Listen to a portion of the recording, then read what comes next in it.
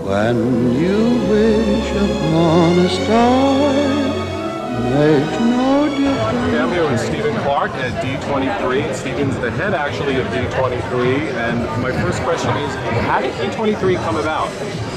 Well, Bob Iger, who's our CEO, had been receiving a lot of emails and letters from our fans asking why the Walt Disney Company didn't have an official fan club. And so he called us in and asked us to look into why we didn't and what we might do to solve that problem. So we came up with a concept that eventually became D23, and the idea was born with the fan club element, with special events, a magazine, a website, all of those great offerings that we currently have for D23, and of course the signature event, the D23 Expo, which would be our big biannual celebration of all things Disney under one roof.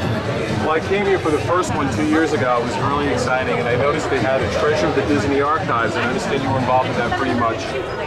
I oversee the Walt Disney Archives as well as D23, and we knew that at the first expo we wanted to share the treasures of the Walt Disney Archives with our fans. And, oddly enough, the Walt Disney Archives itself had never put on an exhibition at any museum, at any facility, anywhere, even on our own studio lot.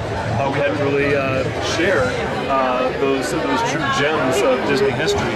So we put together an exhibit that we thought was fantastic, and it turned out that our fans really responded very well to getting to see everything from the Snow White book to the Zorro costume, Brunette Pacello's sweater, the Johnny Depp's costume from Pirates, all of that was there.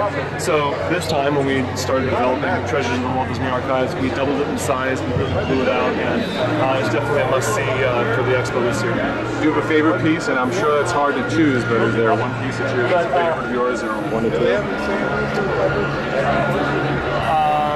Well, there is one piece that we uncovered recently that I thought was really incredible, and it's actually one of the first things you see when you go into the Treasures exhibit. And we actually found this in Roy O. Disney's files. Roy O. Disney, of course, is Walt Disney's brother. They ran the company together. And it was Walt Disney's original name tag from Disneyland. And as you know, Disney cast members, we wear name tags so people know who we are. But back in the early days of Disneyland, the name tags didn't have names, they had numbers. And so it actually is a heavy bronze name tag and has the number 1 on it. So number 1, Walt Disney. Have you ever saved anything from a favorite movie or a TV show or something? Well, I was just walking through the Collectors Forum earlier this afternoon, and I was trying to look for things that I had collected or do collect. And I actually do collect the little ceramic figurines. They don't really make them anymore, but the cool ceramic figurines from all the characters from all the movies.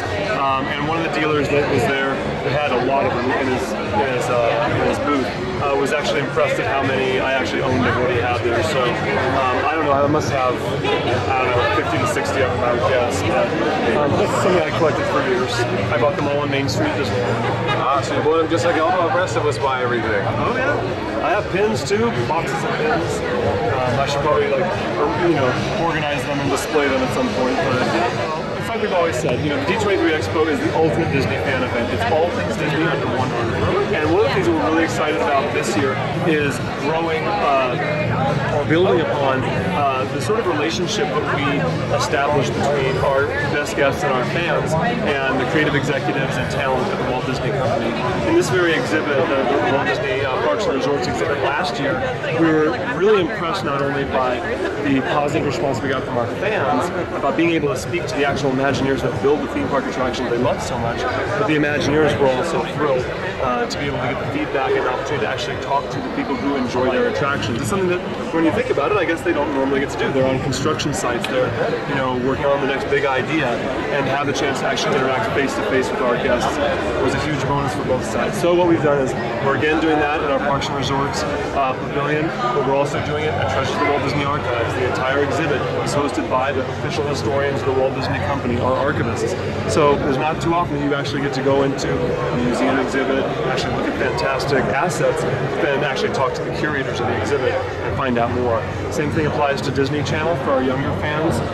We're actually, over the 3-day period, the cast of all of our Disney Channel shows come and do autographs, photographs, and meet and greets with our fans. So that's one of the biggest elements, I think, of the expo. And of course, not to be missed is the studio presentation on Saturday morning.